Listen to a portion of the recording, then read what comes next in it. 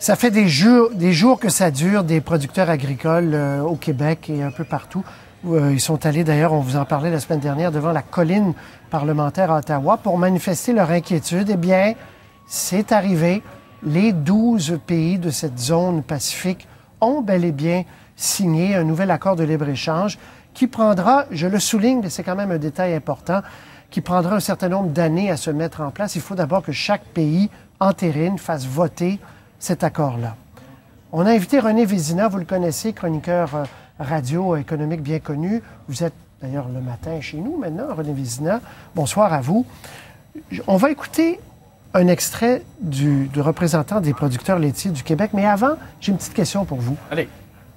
Est-ce que le Canada avait vraiment le choix, oui ou non, d'aller danser avec tous ces pays-là, d'accepter? Écoutez, quand vous avez vos principaux partenaires économiques qui disent on va se réunir ensemble et on va discuter de la suite des choses et on va être une douzaine pour voir quelles sont les prochaines règles et que vous diriez non, moi ça m'intéresse pas, je reste à part, faites ce que vous voulez, moi je m'arrangerai ensuite.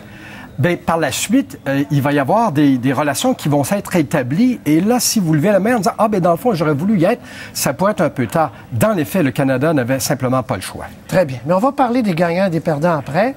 On l'a fait un peu rapidement avec Gérald tout à l'heure. Mais je vous fais écouter donc Bruno Letendre. Eux sont très déçus aujourd'hui, les producteurs laitiers, parce que on va faire entrer un peu de lait étranger, un peu de volaille étrangère. On écoute. On a donné 2 % à l'Europe. On donne 3,25 % à chaque fois qu'il y a une entente de libre-échange. C'est les producteurs de lait qui payent. Là. On donnait déjà 8 d'accès au marché, plus 2 avec l'Europe, plus 3. On commence à être assez élevé d'accès au marché quand on se fait taxer de ne pas être ouvert à l'importation. Mais pour le lait, qu'est-ce que ça va changer au Québec, par exemple, si cet accord est mis en vigueur demain matin, là? Bien, les producteurs vont produire 3,25 % moins de lait qui va dans la transformation, que ce soit dans le lait de consommation, dans les fromages ou dans le beurre. C'est 200 millions à la ferme au Canada de moins de production, presque autant dans la transformation. Donc, c'est des pertes réelles. Là. On n'est pas content. René Vézina, vous allez devoir, je suis désolé, nous réexpliquer la gestion de l'offre.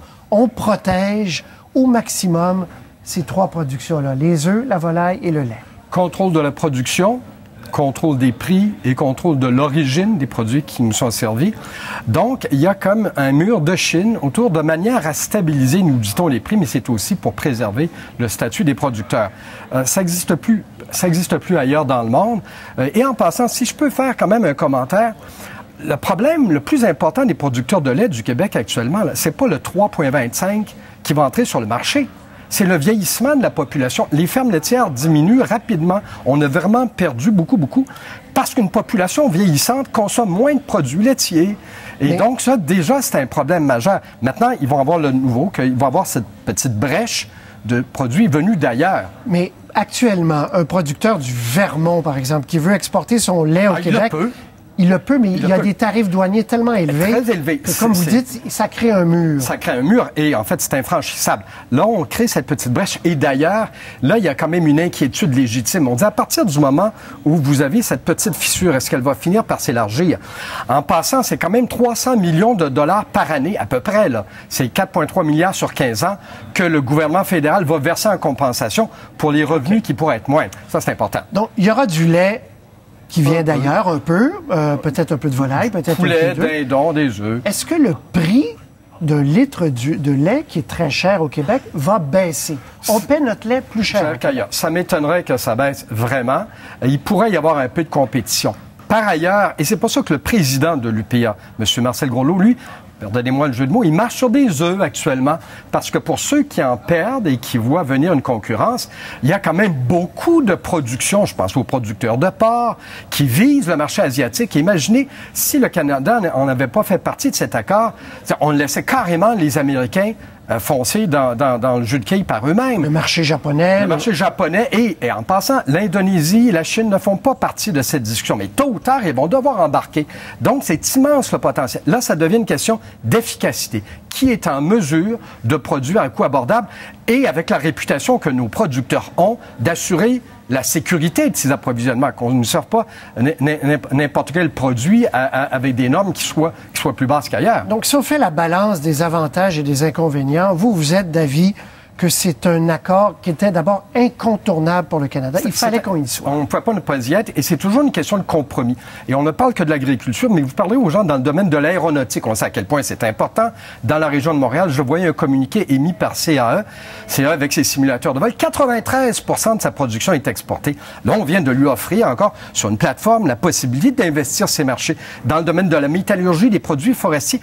Bref, ça va être comme sur une balance avec deux plateaux, et il faudra voir de quel côté ça va pencher davantage.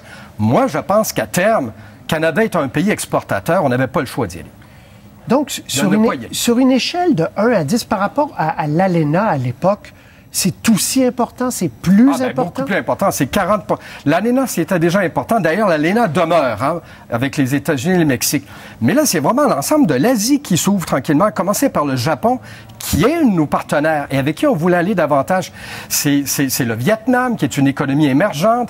C'est l'Australie, c'est la Nouvelle-Zélande. Si on leur donnait le champ, l'Australie, eux, ils ravageaient des marchés qu'on aurait voulu investir. Alors, c'est une question de voir de quelle façon on peut le faire. Moi, c'est dommage pour les producteurs laitiers. On ne les abandonne pas. Ils auront droit à des compensations et ça va prendre quand même un certain temps à être mis en application. René Vézina, très clair. Merci beaucoup. Je vous en prie. À la prochaine.